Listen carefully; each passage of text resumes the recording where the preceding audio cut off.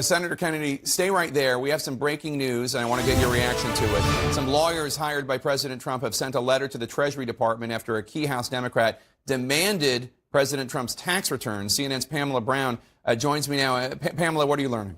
Well, we're learning that lawyers that the president has hired to represent him in this tax fight just sent a letter moments ago to the Treasury Department pushing back on this request from the House Ways and Means Committee chairman for the president's tax returns over the last 6 years. These are lawyers from Consovoy McCarthy Park Law Firm saying that the chairman does not have a legitimate purpose in requesting the president's tax returns and that this would set a bad precedent, saying that this is all about politics. Here's one of the sentences from the letter, Jake, saying his request is a transparent effort by one political party to harass an official from the other party because they dislike his politics and speech. So basically saying that even if they do say they have a legitimate purpose here, that really it's all about politics and not liking the president because he's in a different party. It also notes the fact that the president's tax returns are under audit, according to the president. Now, as we know, Jake, tax returns can still be released even if they are under audit.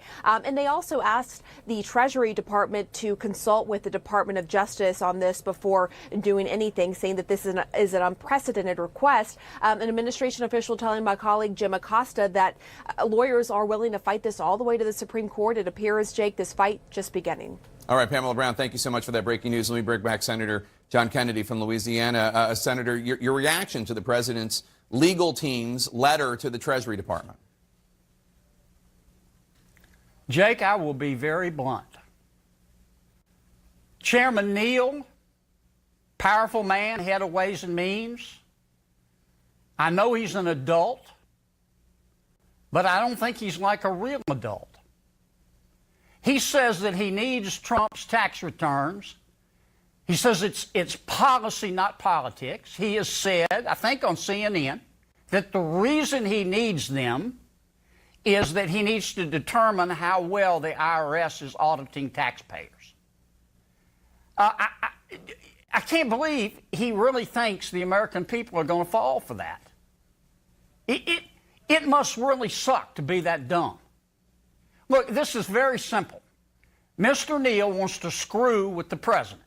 He doesn't think the president ought to be president.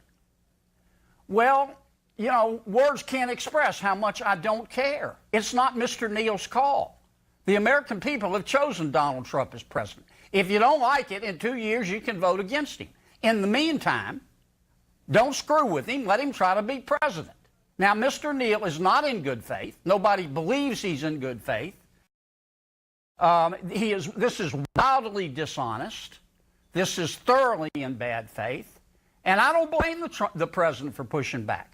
There's no requirement that he turn over his taxes. If I were running for president, would I turn over my taxes? Yeah. But there's no requirement.